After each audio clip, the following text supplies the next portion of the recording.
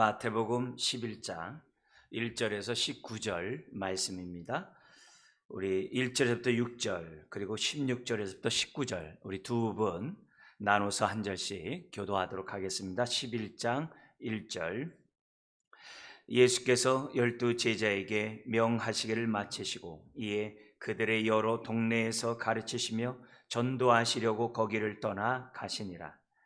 요한이 옥에서 그리스도께서 하신 일을 듣고 제자들을 보내어 예수께 여짜오되 오실 그이가 당신이오니까 우리가 다른 일을 기다리오리까. 예수께서 대답하여 이르시되 너희가 가서 듣고 보는 것을 요한에게 알리되 맹인을 보며 못 걷는 사람이 걸으며 나병 환자가 깨끗함을 받으며 못 듣는 자가 들으며 죽은 자가 살아나며 가난한 자에게 복음이 전파된다 하라. 누구든지 나로 말미암아 실족하지 아니하는 자는 복이 있도다 하시니라. 16절입니다. 이 세대를 무엇으로 비유할까? 비유하건대 아이들이 장터에 앉아 제 동물을 불러 이르되 우리가 너희를 향하여 피리를 불어도 너희가 춤추지 않고 우리가 슬피 울어도 너희가 가슴을 치지 아니하였다 함과 같도다. 요한이 와서 먹지도 않고 마시지도 아니하매 그들이 말하기를 귀신이 들렸다 하더니 인자는 와서 먹고 마심에 말하기를 보라 먹기를 탐하고 포도주를 즐기는 사람이요 세리와 죄인의 친구로다 하니 지혜는 그 행한 일로 인하여 옳다함을 얻느니라. 아멘. 오늘 말씀의 제목 6절에 있는 것처럼 누구든지 나로 말미암아 실족하지 아니하는 자는 복이 있도다 라는 제목으로 말씀을 나누고자 합니다. 먼저 말씀을 나누기 전에 우리 3월 18일 날 중앙재난안전대책본부에서 이런 보고를 했습니다. 오미크론 이 치명률이 아무리 낮다고 하지만 그리고 독감과 유사하다고 말을 하지만 이거는 3차 백신을 다 맞았을 때 그런 것이고 백신을 맞지 않으면 독감보다 50배 치명률이 강하다고 했습니다. 그리고 걸리더라도 그 후유증이 특히 60세 이상에서는 후유증이 아주 많다고 하니까 요즘에는 주변에서 하도 걸리니까 이왕이면 빨리 나도 가볍게 알았으면 좋겠다 이렇게 생각하지만 가급적이면 걸리지 않도록 먼저 조심하시고 또 우리가 또 대처해 나가는 저와 여러분들이 되었으면 좋겠습니다. 왜 이런 얘기를 하냐면 저도 주변에서 가볍게 앓고 지나니까 마음이 이렇게 좀 이렇게 해이해지는 것 같아요. 여러분 그러면 안 됩니다. 마음 항상 이렇게 조심하시고 항상 이렇게 방역 잘하는 그래서 마스크 잘 쓰고 교회 오시면 손 이렇게 세정제 꼭 한번 하시고 그러면서 어딜 가든지 특히 식당 가서 아주 이렇게 조심해 주시는 여러분 되었으면 좋겠습니다. 건강하시고 우리 잘 무사히 넘겼으면 좋겠습니다. 이 실족하지 아니하는 자가 복이 있다 했는데요. 사실 우리는 부족하고 연약하기에 실족하기 쉽습니다. 그리고 본의 아니게 다른 사람에게 실족시키는 것이 우리들입니다. 그래서 우리가 피차 조심하는 것도 있지만 적극적으로 우리가 이해하고 용납하고자 하는 그런 자세를 가지고 우리가 살아가는 것이 중요합니다. 그런데 오늘 이 본문에 보면은 그 실족함이 예수님 때문에 실족함이 있을 수 있다는 거예요. 예수님 때문에. 그래서 6절에 보면 누구든지 나로 말미암아 누구든지 예수님으로 말미암아 실족하지 않은 자가 복이 있다라고 말씀하셨어요. 다른 사람도 아니라 예수님 때문에 실족하는 일이 가능한가? 있다는 겁니다. 그래서 오늘 이 본문에 왜 그럼 예수님 때문에 실족하느냐? 두 종류 그 이유, 두 종류의 사람들이 나와요. 하나는 세례 요한과 같이 하나님의 뜻을 온전히 알지 못함으로 실족할 수 있어요. 예수님 때문에. 또 한 그룹은 그 16절부터 19절에 나오는 것처럼 바리새인과 서기관들처럼 자기 기준이 명확하고 자기 의를 드러내기를 좋아하고 자기 나름대로의 엄격한 잣대 때문에 스스로 하나님과 사람 앞에 외식하는 사람, 안 그렇다가는 이런 사람들은 예수님 때문에 실족하기가 쉽다는 겁니다. 그래서 오늘 우리가 신앙생활하는 저와 여러분들이 혹시 이 두 종류, 정말 두 종류에 속한 그 이유 때문에 내가 혹시 실족한 적이 있고 또 실족했다고 한다면 오늘 이 말씀을 통해서 다시 한번 정말 이렇게 주님 앞에 믿음 앞에 서는, 오늘 본문에서는 지극히 작은 자들, 하늘에서는 지극히 작은 자들이 세리요한보다 크다 그랬거든요. 근데 그 지극히 작은 자들이 누구냐? 하나님의 은혜 앞에 실족하지 않고 예수님의 그러한 삶에 실족하지 않고 겸손히 아멘으로 받은 그 모든 그 사람들처럼 정말 신앙생활하는 저와 여러분들이 되었으면 좋겠습니다. 먼저 우리 16절 19절에 나와 있는 이 바리새인과 같이 종기적으로 외식하는 사람들의 이 실족함에 대해서 먼저 잠깐 보도록 하겠습니다. 16절에 보면 이 세대를 무엇으로 비교할까라고 말씀하셨어요. 여기 이 세대는 하나님 나라와 반대입니다. 하나님의 뜻과 반대로 작동하는 세상입니다. 오늘날도 동일합니다. 오늘날에도 이 세상은 하나님의 뜻과 하나님의 나라와 반대의 가치관을 가지고 지금 작동되는 세상이라는 것을 저와 여러분들이 잊어서는 안 됩니다. 예수님 시대 가족 공동체, 가족과 여러 그런 공동체들은 끈끈한 결속력이 있었습니다. 그래서 그 공동체 안에, 가정이나 그 공동체 안에 슬픈 일이 있으면 함께 슬퍼했어요. 우리 옛날에 우리나라의 정서를 보면 됩니다. 기쁜 일이 있으면은 함께 기뻐했습니다. 근데 만약에 반대로 기뻐한 일인데 냉소적이고 슬픈 일인데 자기 일 때문에 기뻐한다고 한다면 그 사람은 그 가정에, 그 공동체에 속했다라고 말씀드릴 수가 없죠.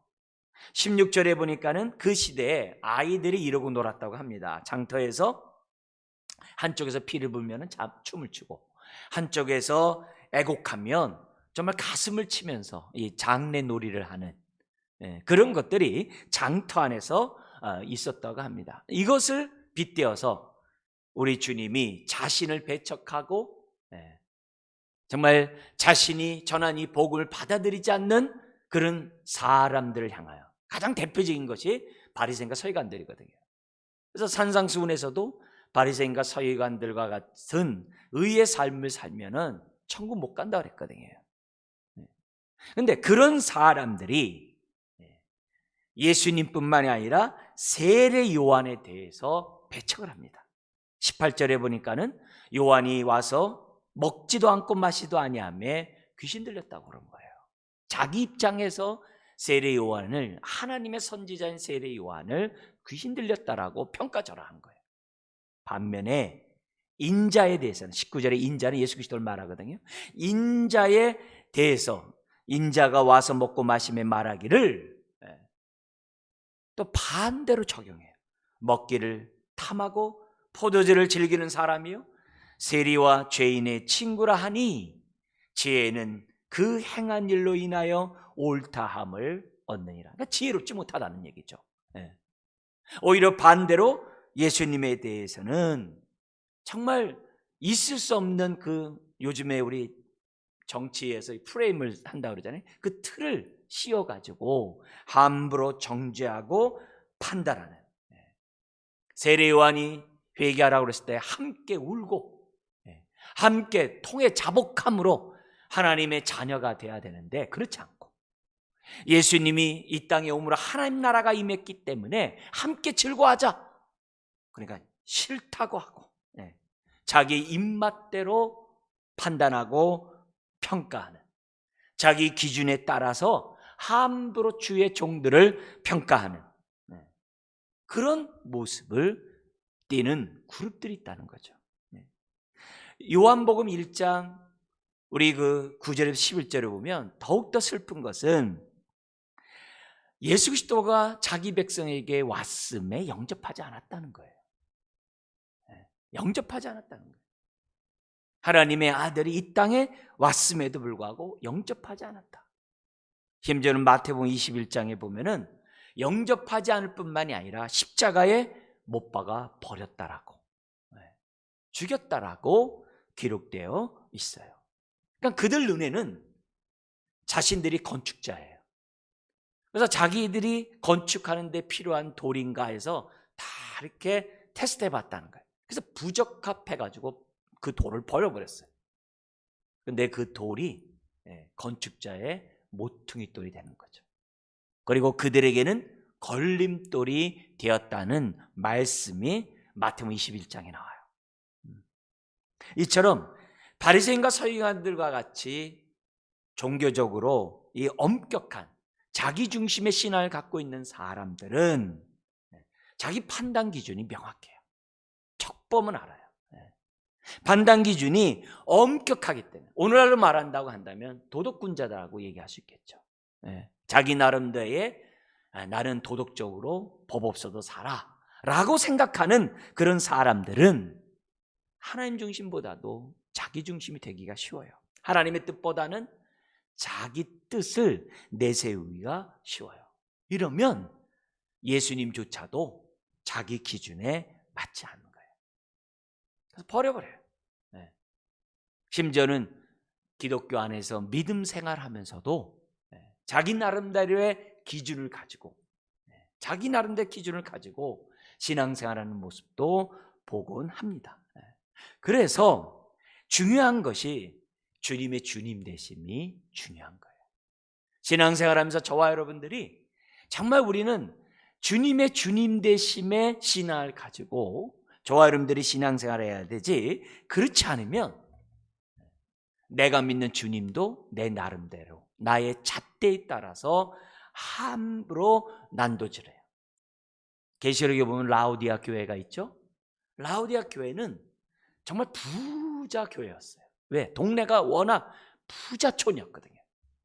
그러니까 자기 삶이 윤택하다 보니까 영적으로 자신들이 부자라고 착각을 했어요. 영적으로. 그래서 예수님을 갖다가 문 밖에도 밀쳐버렸어요. 그래서 3장 20절에 그러잖아요. 볼지어다 내가 문 밖에 서서 두드리노니.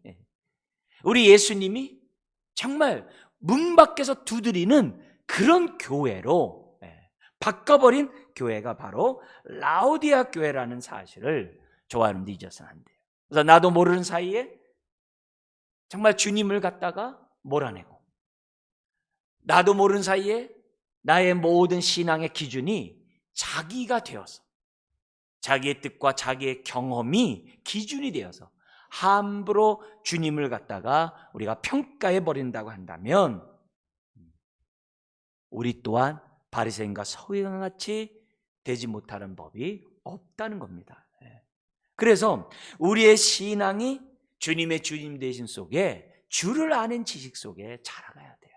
목사인 저를 비롯해 가지고 여러분 모두가 끊임없이 자라가야 됩니다. 자라가지 않는 순간에 이게 어떻게 돼요? 자기의가 자라게 돼 있어요.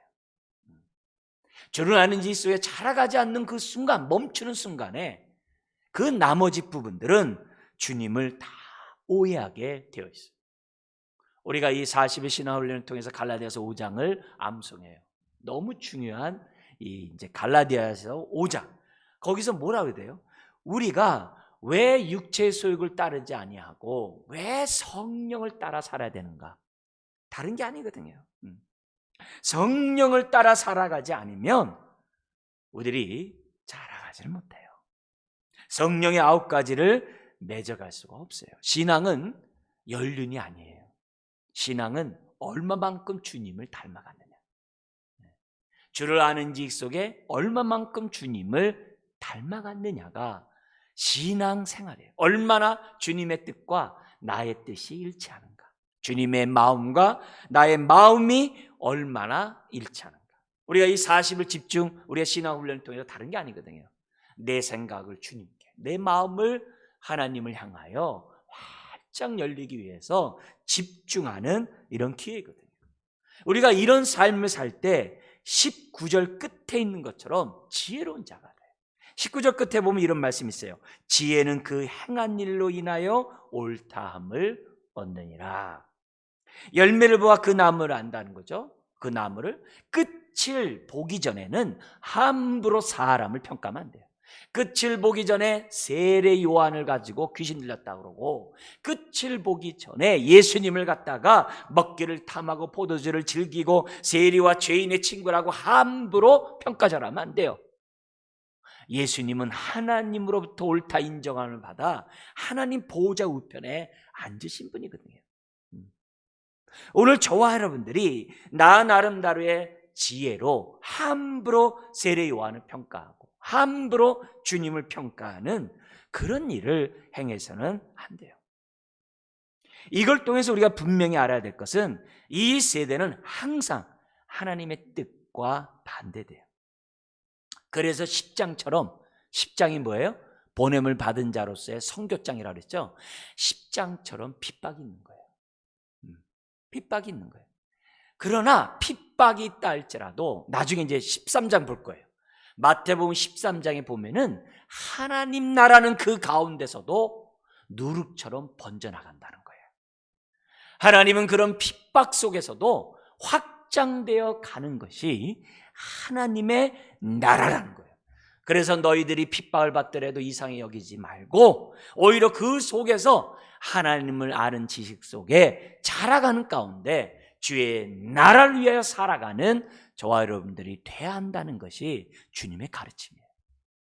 그렇기 때문에 우리가 오늘 정말 신앙생활하면서 나의 모습 한번 보세요. 내 삶이 정말 내 뜻대로 되지 않거나 때로는 내 삶에 많은 우환이 정말 또한 나의 기도 제목이 응답되지 않고 있을 때 나의 행동 거지를 한번 보세요.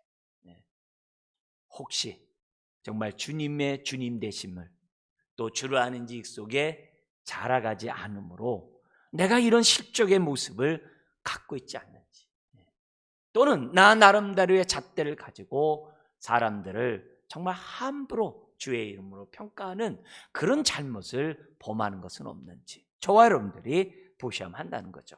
자, 그런 가운데 또 하나의 이유가 있어요. 오늘 좀 이 얘기를 좀 강조하고 싶은데요. 이게 뭐냐면 세례 요한과 같이 하나님의 뜻을 온전히 알지 못할 때에도 우리가 실족할 수 있다는 거예요. 바리새인 서기관 그러면 그래도 나와 이렇게 무관한 것 같아요. 그렇게 뭔가 좀 이렇게 좀 제3자 같이 느낄 수 있어요. 그런데 한번 세례 요한이라고 한다면 우리는 제3자로 볼 수는 없을 거예요. 그런데 세례 요한 같은 그런 정말 하나님의 뜻을 알지 못할 때에도 얼마든지 실족할 수 있다는 거예요. 근데 이들은 늘 하나님께 마음이 열려 있기 때문에 하나님의 뜻을 발견하면요 금방 바꿔요. 이런 사람들은 하나님을 아는 지식에 자라가고자 하고 정말 하나님을 사랑하고 있는 그런 마음이 있기 때문에 그것이 하나님의 뜻이라고 깨닫기만 하면 금방 순종을 해요. 그렇지만 일시적으로 얼마든지 실족할 수 있는 그룹이 바로 이 세례 요한과 같은 그룹이라는 거죠. 그 그룹 안에는 예수님의 12제자도 포함돼요. 우리 주님이 3번씩이나 내가 십자가에 죽고 3일 만에 부활하리라고 제자들에게 말씀하셨어요. 그 3년 정말 제자 훈련을 다 마쳐가는 그 입장에서 우리 주님이 그렇게 말씀하셨어요. 그런데 제자들 어느 누구도 그 주님의 말씀을 아멘으로 받는 사람이 없어요.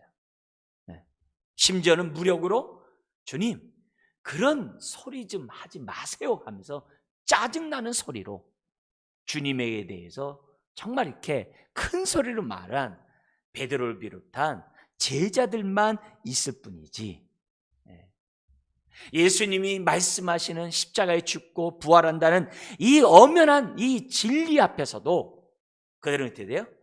하나님의 뜻을 깨닫지 못함으로 주님이 잡혀가자마자 도망가질 않나, 3번씩이나 부인하질 않나, 하나님의 뜻을 모름으로 인해서 부활의 주님을 만났어도 그들의 마음이 어떻게 돼요? 완악하여 더디 믿었다라고 성경에 기록돼요. 심지어는 승천하는 그 순간에서도 마태복음 28장 17절에 보면은 감난산에서 예수님을 뵙고 경배하는 그 순간에서도 아직 의심하는 자가 있었더라라고 기록되어 있어요. 그러니까 성령 받기 전에는 주님에 대한 온전한 지식을 갖지 못했다는 거예요.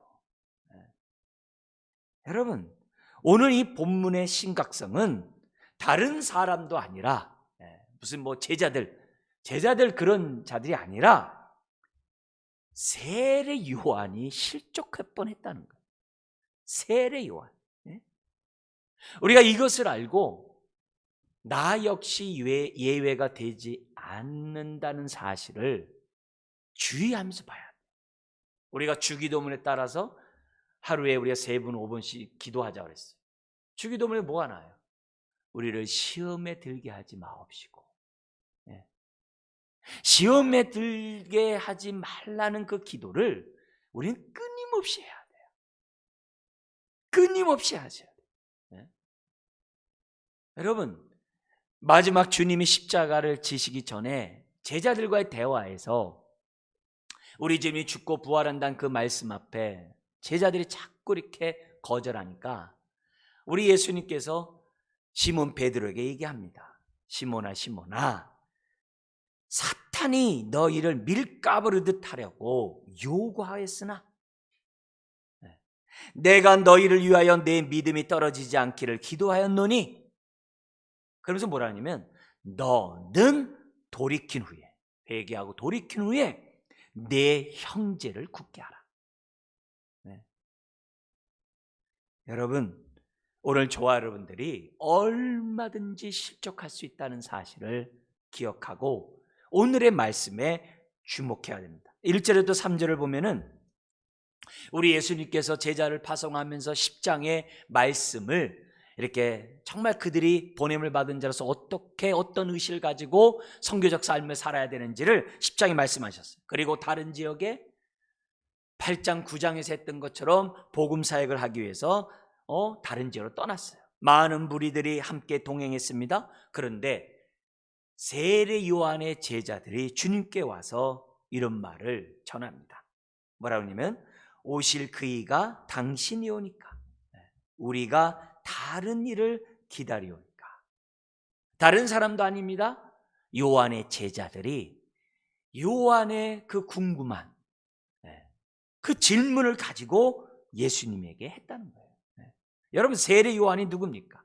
이미 앞에서도 본 것처럼 예수님이 십자가에서 죽으실 것을 이미 정말 예언한 사람이에요. 보라, 세상 죄를 짊어지고 가는 하나님의 어린 양이로다. 그런 세례 요한이에요. 무엇보다도 회개하라, 천국이 가까이 왔다라고 정말 선포했던 사람이 바로 세례 요한이에요. 그런데 이런 세례 요한이 지금 자기 제자를 보내가지고 많은 사람이 있는 곳에서 당신이 메시아입니까? 아니면 우리가 메시아를 기다려야 됩니까? 이런 말을 했다는 거예요. 더구나 이 예수님은 이 세례 요한을 인정했어요. 하나님의 사람으로 인정한 사람이 바로 세례 요한이에요. 우리 세례 요한을 어떻게 인정했냐는 9절부터 19절까지 보면 아주 구절마다 세례 요한이에요. 다음 주에 이 부분에 대해서 좀 더 여러분과 좀 은혜의 말씀을 나누려고 해요. 9절도 보세요. 세례 요한에게 뭐라고 그래요? 선지자보다 나은 자래요. 10절에 보세요. 내 앞에 미리 보낸 하나님의 사자래요. 11절에서는 여자가 낳은 자 중에 세례 요한보다 큰 자가 없다 했어요. 14절에 구약에 예언한 엘리야가 바로 세례 요한이라 그랬어요. 18절 19절에서 예수님과 연관해서 세례 요한을 인정한 사람이 바로 세례 요한이에요. 그런데 그런 세례 요한이 2절에 보세요. 옥에서 그리스도께서 하신 일을 듣고 제자들을 보냈다는 거예요. 예수님의 일거수일투족을 다 듣고 나니까 자기가 기대했던 그리스도 메시아와 너무 달랐다는 거예요. 그래서 죽음을 눈앞에 두고 있는 세례 요한이지만 자신의 제자들을 보내가지고 묻는 거예요. 자신이 알고 있었던 메시아의 모습과 달랐다는 거예요. 여러분, 세례 요한은요, 말과 행동이 아주 분명했어요. 칼 같았어요. 그리고 자신이 메시아를 정말 예비하기 위해서 먼저 보낸 하나님의 종이라는 사실, 엘리야라는 사실을 분명히 알고 행동했던 사람이 바로 세례 요한이에요. 그리고 그의 메시지는 불같았어요. 세례 요한, 사도 바리새인과 이제 서기관들에 대해서 아주 독사의 자식들이라고 말할 정도로 아주 엄격했어요. 아주 분명하게 얘기를 했어요. 자기가 메시아 앞에 온 바로 구약에서 예언한 그 엘리야, 그 사자라는 사실을 아주 명확하게 했어요. 그런데 주님의 행동하시는 그 모습을 보면은 자기가 볼 때 불명확한 거예요. 자기가 볼 때 메시아로서의 그런 모습이 보이지가 않는 거예요. 자기의 기대와 다른 거예요. 그러니까 제자들을 보내서 당신이 바로 그 메시아입니까? 아니면 내가 또 다른 메시아를 기다려야 됩니까? 세례 요한이 이렇게 생각한 이유는 다른 게 아니에요. 여러 가지 이유가 있지만 두 가지만 여러분에게 잠시 말씀드린다고 한다면은 자신이 전한 메시지 때문에 그래요. 첫 번째가 누가복음 3장 16절에서 17절, 마태복음 3장 7절에서 12절에 보면은 세례 요한의 메시지가 무엇인지가 기록되어 있어요.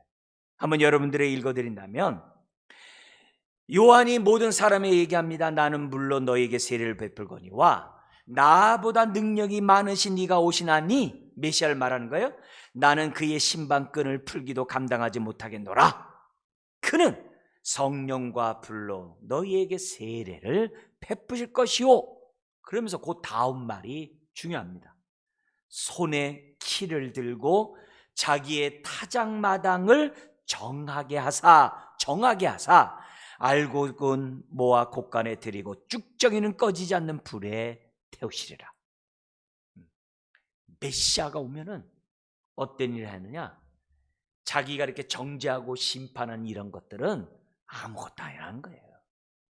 그분이 오시면 나는 물로 세례를 주지만 성령과 불로 세례를 주고, 성령과 불로 세례를 주는 가운데 쭉정이들은 지옥에 다 던져버리겠다고 선포했던 사람이 세례 요한이에요. 마태복음 3장 7절부터 12절에서도 세례 요한의 메시지가 나와요. 뭐라고 그러냐면은, 독사의 자식들아, 누가 너희를 가르쳐 임박한 진노를 피하라 하더냐. 바리새인과 서기관들 같은 자들을 향해서 세례 요한이 불을 뿜는 거예요. 그러므로 회개에 합당한 열매를 맺고 이미 도끼가 나무 뿌리에 놓였으니, 도끼가 나무 뿌리에 놓였다는 거예요. 좋은 열매를 맺지 아니하는 나무마다 찍혀 불에 던져지리라. 세례 요한의 입장에서 볼 때는 자신이 선포한 메시아는 심판의 주로서, 구세주도 되지만 심판의 주로서 사역을 하실 줄 알았어요. 자기보다 더 강한 심판을 행할 줄. 자기는 말로 끝났지만은 예수님은 실제 지옥불로 던져버리는 그런 사역을 하실 줄로 생각했어요. 그런데 웬걸 들리는 소문을 보니까 맨 긍휼의 주님의 모습. 죄인과 세리의 친구요, 가늠한 여인을 사랑하시고 용서하시고 이방인들을 죄인과 세리와 친구 되시고, 맨 백부장의 믿음을 지켜 세워가지고 이만한 믿음을 보지 못했다, 맨 이런 얘기만 들리니 세례 요한의 입장에서 볼 때는 납득이 안 되는 거예요. 이해가 안 되는 거예요. 더구나 자신은 이사야 선지자가 예언한 대로 메시아의 앞서 보낸 사자로서 사역을 했거든요. 더구나 이사야 선지자가 61장 1절 이하에 옥에 갇힌 자를 놓아준다 그랬거든요. 가난한 자에게 복음이 전파되고 옥에 갇힌 자를 놓아주겠다라고 이사야 선지자가 예언했어요. 근데 자기씨는 지금 어디에 있어요? 여전히 감옥에 있거든요. 감옥에 있거든요. 메시아가 오면은 가난한 자에게 복음을 전파되는 건 두말할 것도 없고, 메시아가 오면은 자기와 같이 옥에 갇힌 자들을 놓아주리라고 이사야 선지자가 예언을 했는데, 자기는 어떻게 돼요? 감옥에서 지금 죽을 날만을 기다리는 그런 모습으로 자신이 있다는 거예요. 그러니까 세례 요한의 입장에서 볼 때는 이해가 안 되는 거예요. 내가 믿는, 내가 기다리던 그 메시아가 맞는가 의심한 거예요. 두 번째 이유가 있어요. 세례 요한이 이처럼 의심하게 되는 또 하나의 이유는 자신이 선포한 하나님 나라와 예수님이 선포한 하나님 나라가 달랐기 때문이에요. 여러분 11장 12절에서 보듯이 세례 요한 역시 하나님 나라를 선포했어요. 하나님 나라 선포했어요. 마태복음 3장 2절에서도 분명히 회개하라 천국이 가까이 왔느니라고 세례 요한이 하나님 나라를 선포했어요. 자, 그런데 세례 요한이 선포한 하나님 나라는 메시아가 오므로, 예수님이 오심으로, 그리스도가 오심으로 완성될 줄 알았어요. 다시 한번요. 메시아가 오므로 하나님 나라가 완성될 줄 알았어요. 왜요? 구약에서는 메시아와 함께 하나님 나라가 이 땅에 임한다라고 기록되어 있기 때문에 세례 요한은 메시아가 오므로 하나님 나라가 완성될 줄 생각했어요. 의인의 부활과 악인의 부활과 동시에 의인은 주의 나라에, 악인은 부활함으로 지옥불에 떨어질 줄 알았어요. 세상이 새하늘과 새 땅이 펼쳐질 줄 알았어요. 이사야 선지자처럼 그렇게 생각했어요. 그런데 나중에 마태복음 13장에서 하나님 나라에 대해서 설명해 드리겠습니다만, 13장 전체가 하나님 나라에 대한 얘기거든요. 여러분, 하나님 나라는 이미와 아직의 하나님 나라였던 거예요. 예수 그리스도가 이 땅에 초림할 때 임했고, 그런 의미에서 이미 임한 거예요.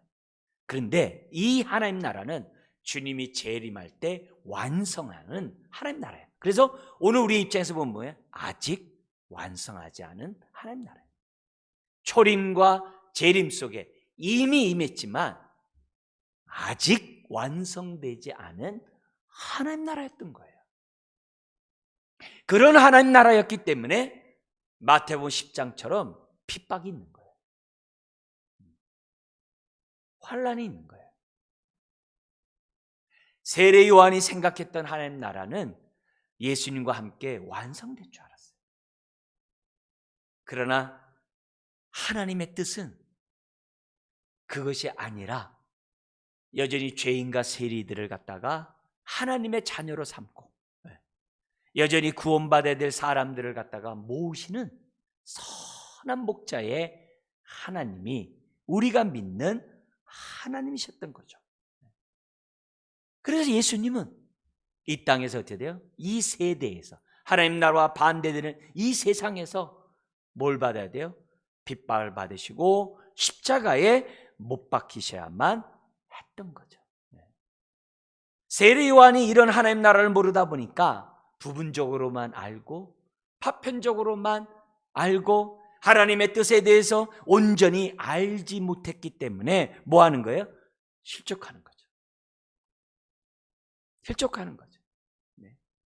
우리 예수님께서 19절 끝에 있는 것처럼 지혜는 그 행한 일로 인하여 옳다함을 얻느냐는 말씀처럼 저와 여러분들도 정말 지혜로운 자가 돼야 돼요. 사람들을 함부로 내 눈의 잣대로 평가하면 안 돼요. 끝을 보기 전에는 유보하셔야 돼요. 함부로 오히려 판단하고 내가 어떻게 돼요? 스스로 건축차처럼 돌들을 버리면 안 돼요. 버리면 안 돼요. 왜요? 지극히 작은 자를 무시하면 안 된다라고 우리 주님이 말씀했기 때문입니다. 오늘도 우리도 이런 비슷한 실수와 오해들이 얼마나 많은지 몰라요. 여러분, 제가 예전에 우리가 악을 행하는 것이, 정말 예수 믿고 우리가 악을 행하는 그 악이 성경에는 두 가지가 있다 그랬죠. 마귀적으로 상대방을 파괴시키기 위해서 악한 행동하는 악이 있고, 미성숙함으로 범하는 악이 있다고 그랬어요. 그걸 분별할 수 있는 저와 여러분들이 돼야 돼요. 내가 본의 아니게 악을 행할 수 있어요. 왜? 미성숙하기 때문에. 오늘 세례요한도 마찬가지. 주를 아는 지식이 미성숙하기 때문에 우리가 함부로 어떻게 돼요? 내가 남보다 좀 성경 안다고, 남보다 좀 의의 삶을 산다고, 내가 남보다 경험이 많다고 함부로 판단할 수 있어요. 여러분, 목사는 남을 더 판단하기 쉬운 위치 있는 사람이에요. 네. 오래 신앙한 사람들은 더 판단하기 쉬운 위치 있는 사람이에요. 우리가 성경을 알면 제가 얼마나 알겠어요? 네. 하나님의 은혜를 알면 얼마나 알겠어요? 지극히 작은 자를 향한 하나님의 그 마음을 제가 다 헤아리지 못하거든요. 네. 여러분들도 마찬가지인 거죠. 우리가 이 땅에 살아감으로 하나님의 선하시고 기뻐하시고 온전한 뜻을 다 분별하지 못함으로 세례 요한과 같이 우리가 어떻게 돼요? 실족할 수 있는 일들이 얼마나 많은지 몰라요. 내가 기도한 대로 다 응답됩니까?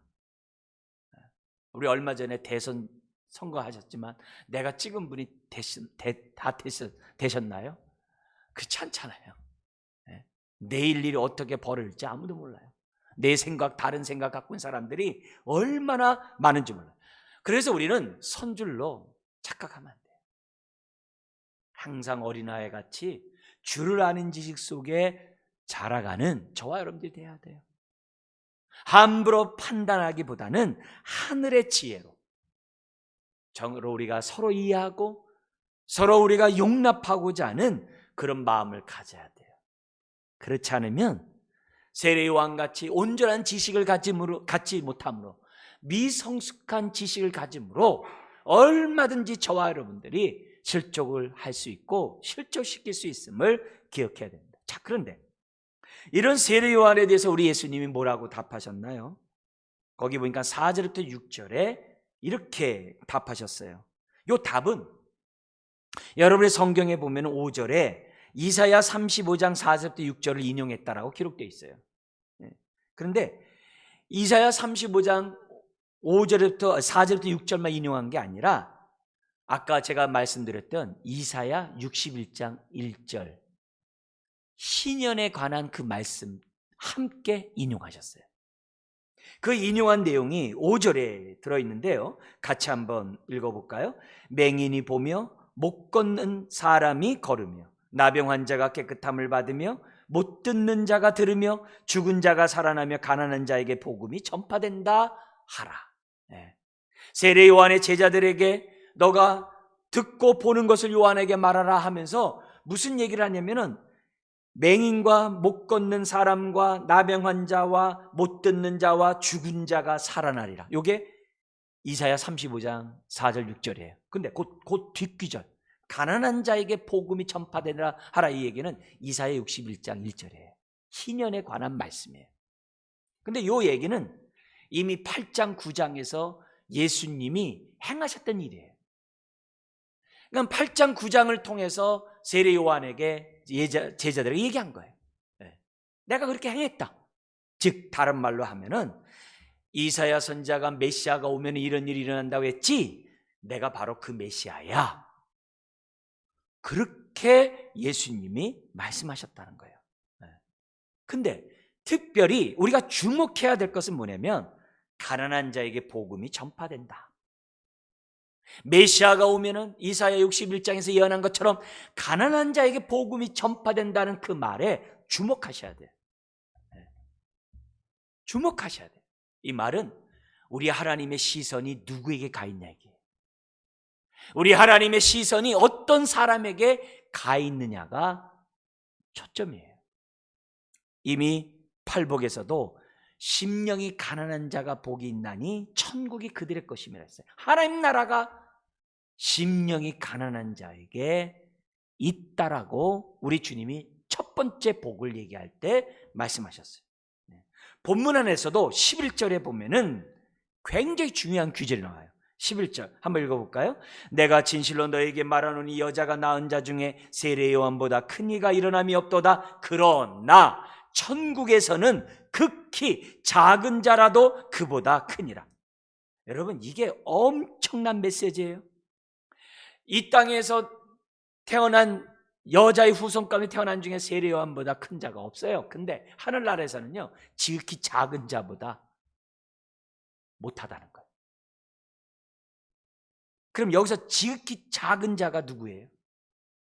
다른 게 아니라 19절에 있는 것처럼 세리와 죄인의 친구라는 말씀에서 나온 것처럼 예수님의 말씀에 아멘으로 받는, 하나님의 긍휼하심을 따라 하나님의 자녀가 된 그 모든 사람들, 하나님의 메시지에 아멘하고 회개하고 하나님의 은혜를 받아들이는 그 모든 사람들은 다 뭐예요? 지극히 작은 자들이에요. 지극히 작은 자들은 천국에 들어가는 건 두말할 것도 없고, 그런 사람들은 세례 요한보다 크다는 거예요. 무슨 말이에요? 우리 하나님은 하나님의 말씀을 아멘으로 받고 하나님의 말씀 앞에 회개하고 정말 하나님의 뜻 가운데 살고자 하는 사람을 존귀하게 보신다는 거예요. 하나님의 자녀로 삼으신다는 사실을 지금 우리 주님은 우리들에게 가르쳐주고 있어요. 다시 한번 환기시킬게요. 여러분, 우리 심령이 가난한 자는 복이 있다 그랬을 때 그 가난함, 여기서 말하는 제가 여러분에게 말씀드린 우리 예수님이 5절에 가난한 자가 똑같은 단어예요. 제가 그때 뭐라 그랬습니까? 앞에서 얘기하면서요, 마태복음에 나오는 가난한 자는 경제적으로 가난한 자가 아니에요. 우리가 흔히 생각하는 경제관념에서 돈이 없는 사람이 가난한 자가 아니에요. 히브리인들의 의식을 가지고 가난한 자를 봐야 돼요. 예수님이 구약에서 말하는 가난한 자의 정말 그 뜻을 가지고 말씀하셨다는 사실을 생각하면서 가난한 자를 봐야 한다고 그랬어요. 가난한 자는 무엇으로부터 결핍이에요. 무엇으로부터 결핍. 정상적인 상태에서 벗어나서 뭔가 부족하고 채워주지 않으면 안 되는 그런 모든 것을 가난한 자라고 그래요. 그래서 이 가난함과 항상 연결되는 게 고아와 과부예요. 물론 고아와 과부가 돈이 없죠. 그러나 고아는 자기를 지켜줄 부모의 결핍이에요. 부모가 없다는 거예요. 과부는 자기를 지켜줄 남편이 없다는 거예요. 그 결핍이 가난함이에요. 그게 가난한 자예요. 경제적으로만 생각하면 안 돼요. 심지어는 장애인도 가난한 자예요. 장애인도 가난한 자예요. 왜요? 장애인은 성전에 갈 수가 없었어요. 왜요? 흠이 있다고 해서. 성전에 들어가서 제사를 드릴 수가 없었어요. 하나님 앞에 예배를 드릴 수가 없었어요. 그게 예수님 당시에 그 바리새인과 서기관들이 만들어 놓은 성전법이에요. 그게 성전법이에요. 이걸 우리들이 잊어서는 안 돼요. 그리고 가난한 자 속에 연결되어 있는 단어가 땅이 없다는 거예요. 왜냐하면 하나님은 가나안 땅에서 모든 집안 모든 사람들에게 먹고 살 수 있는 땅을 다 주셨어요. 이거는 땅은 내 것이니 팔지 말라고 그랬어요. 그거 누가 착취해서도 안 돼요. 그래서 모든 사람들은 돼요. 땀을 흘리면서 정말 살아갈 수 있도록 하나님 모든 걸 다 해줬어요. 근데 부자와 권력자들이 땅을 빼앗아 버린 거예요. 땅의 결핍. 그게 바로 그 당시 모세. 근데 이사야 35장과 이사야 61장에서는 물론 두 구절만 아니에요. 이사야, 에레미야, 예스겔 너무 많은 곳에서 메시아가 오면 가난한 자들이 어떻게 돼요? 자유케 된다는 거예요. 가난한 자들이 그 굴레에 속해 있던 자들이 그 불의와 불법과 그런 아주 거기에 속했던 자들이, 그래서 감옥도 가고 막 이런 일이 생기잖아요. 그런 자들이 자유케 될 것이다. 특히 병든 사람들, 장애인들이 치유함을 받아서 하나님의 전에 가서 하나님께 마음껏 예배하는 그런 놀라운 축복이 있을 것이다. 할렐루야. 바로 그렇게 예언되어 있어요. 그래서 예수님이 이 땅에 오셔서 그것도 꼭 안식일 날 꼭 골라가지고 병든 사람들을 치유하셨던 이유가 다른 게 아니에요. 내가 바로 대지장으로서, 내가 바로 하늘의 참된 성전으로서 하나님 앞에 예배하지 못하는 자들에게 하나님을 예배하게 하는 자다. 그게 바로 나 메시아다라는 사실을 안식일 날 의도적으로 병든 자들을 치유하셨던 이유이기도 한 거예요. 특별히 가난한 자들, 많은 것으로 결핍된 자들에게 우리 주님이 어떻게 돼요? 복음이 전파된다 하라. 그러면서 나로 말미암아 세리와나 실족하지 마라. 내가 바로 죄인과 세리의 친구가 된 이유는 그들이 바로 가난한 자들이기 때문에 내가 그들에게 복음을 전파했다라고 우리 주님이 답하신 거예요. 여러분, 세리왕과 같은 사람도 실족할 뻔하다면 오늘 저와 여러분들이 실족하는 것은 뭐 아무것도 아니죠. 아무것도 아니죠. 우리 또한 얼마든지 실족할 수 있고 얼마든지 하나님의 역사에 대해서 의심하고 회의를 품을 수 있는 것이 저와 여러분들이에요. 그러나 오늘 이 메시지를 통해서 우리가 주님으로부터 들어야 될 음성은 다른 게 아니에요. 거기에 머무르지 말라는 거예요. 그것 때문에 하나님 앞에 나오는 일에 뭐예요? 방해를 받지 말라는 거예요. 그것 때문에 너를 통해서 이루고자 하나님의 뜻이 이루어지지 않는, 회방당하는 그런 일이 생겨나지 말라는 거예요. 함부로 지혜 없는 그런 행동으로 거기에 굳어버리지 말고, 너가 그렇게 의심이 되고 회의가 될 때마다 세례 요한처럼 사람을 보내든지 세례 요한처럼 주님 앞에 나와서 너의 궁금함을 해결하라는 거예요. 그래서 지혜로운 자가 돼서 실족하는 그런 자가 되지 말라는 거죠. 그런 의미에서 우리의 삶의 회의와 의심, 실족할 수 있는 그런 일들은 늘 만나요. 거기서 우리가 결단해야 돼요. 선택해야 돼요. 어떤 분들은 이 의심, 회의를 갖다가 부정적으로만 봐요. 그래서 파괴적으로 가요. 죄책감에 시달려요. 내가 왜 이러지 하면서 자기 자신에 대해서도 막 이렇게 정죄해요. 근데 성경은요, 이런 의심과 회의하고 실족할 수 있는 그것을 나쁘게만 보질 않아요. 그건 중립이에요. 내가 선택하는 거예요. 거기서 내가 파괴적으로 할 것이냐, 더욱더 내가 하나님을 향하여 날 것이냐는 나의 선택이에요. 나의 선택이에요. 그리고 하나님도 의심하고 회의하는 그것에 대해서 정죄하지 않아요. 오늘 예수님도 그랬어요. 예수님도 그랬어요. 구약에 보면 우리가 잘 아는 아브라함이 있어요. 아들 낳을 것이다. 아들 낳을 것이다.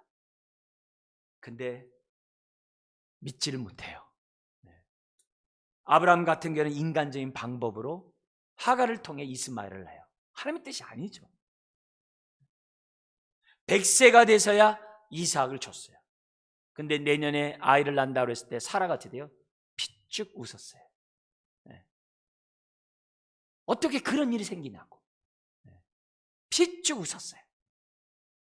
그러나 하나님의 은혜로 이삭이 태어나게 됩니다. 근데 히브리서 11장에 우리의 믿음의 조상들을 기록하는 그 규절에 뭐라고 기록되어 있어요? 거기 보면 이렇게 됐어요. 믿음으로 사라 자신도 나이가 많아 단산하였으나 잉태할 수 있는 힘을 얻었으니 이는 약속하신 일을 미쁘신 줄 알았습니다. 굉장히 좋은 것만 돼 있어요. 뭐가 빠졌어요? 아이를 낳는다고 했을 때 사라가 처음에는 비웃었으나 주님의 책망을 받아 회개하고 정신 차려서 믿음으로 말미암아 잉태해가지고 아이를 낳았다라고 안 했어요. 그 규제는 다 빼버리고 믿음. 왜 그래요? 하나님이 보시는 것은 우리의 믿음이에요. 지금 우리 갈라디아서 보잖아요. 우리 갈라디아 쓰고 우리가 말씀 보고 있잖아요. 여러분, 하나님 보시는 것은 우리의 행동이 아니라 우리의 믿음인 줄 우리가 뭐예요? 정말 깨달아야 돼요. 하나님이 보시는 것은 우리의 믿음이에요. 나의 잘남이 아니라 우리의 믿음이에요. 그리고 그 믿음은 하나님의 은혜의 선물인 줄 믿습니다. 네? 하나님의 그 믿음을 보는 거예요. 여러분, 우리의 인생을 뭐라고 막 얘기해도 하나님의 은혜를 아멘으로 받으면 하나님은 너무 기뻐서 눈물을 흘리시는 거예요. 네, 눈물을 흘리시는 거예요. 그걸 우리들이 생각하셔야 해요. 여러분, 이것이 아브라함에게만 있는 게 아니에요. 아브라함 조카 롯에게서도 마찬가지예요. 베드로후서 2장 7절 8절에 보면은 여러분, 아브라함 조카 롯이 뭐예요? 세상을 사랑해가지고서 아브라함을 떠난 자 아니에요? 하나님의 뜻보다는 자신의 안목의 정욕 가운데 소돔과 고모라 성까지 간 자가 아니에요? 자기의 처자식은 어떻게 했어요? 양육도 제대로 하지 못했던 그 아브라함 조카 롯이 아니에요? 근데 베드로전 후서 2장 7, 8절에 보면 뭐라 그러냐면은 의로운 롯이라고. 한번 읽어드릴게요. 무법한 자들의 음란한 행실로 말미암아 고통을 당하는 의로운 롯을 건지셨으니. 아주 너무 미화되어 있어요. 이는 이 의인이 그들 중에 거하여 날마다 저 불법한 행실을 보고 들으므로 그 의로운 심령이 상함이라. 왜 이런 말이 나와요? 믿음 때문에. 아브라함 조카 롯에는 뭐가 있다는 거예요? 믿음이 있었다. 하나님을 향한 믿음. 근데 뭐예요? 엉망진창의 믿음이겠죠. 네. 처자식도 믿음 생활하지 못하게 한 엉망진창의 믿음이겠죠. 그러나 그 작은 믿음도 하나님은 귀하게 합니다. 사랑하는 성도 여러분, 우리도 실족할 때가 많아요. 그러나 믿음을 갖고 있는 자녀들을 하나님이 기뻐하심을 잊어서는 안 돼요. 잊어서는 안 돼요. 그리고 나 역시 하나님에 대한 지식이 미성숙함으로 세례 요한처럼 얼마든지 내가 의심하고 회의하고 내가 실족할 수 있는 존재라는 사실을 우리가 뭐요? 각성하고, 네. 특별히 40일 신앙훈련한 이 기간 동안에 주를 아는 지식 속에 자라가고자 저와 여러분들이 어떻게 돼요? 애쓰셔야만 한다는 거예요. 네.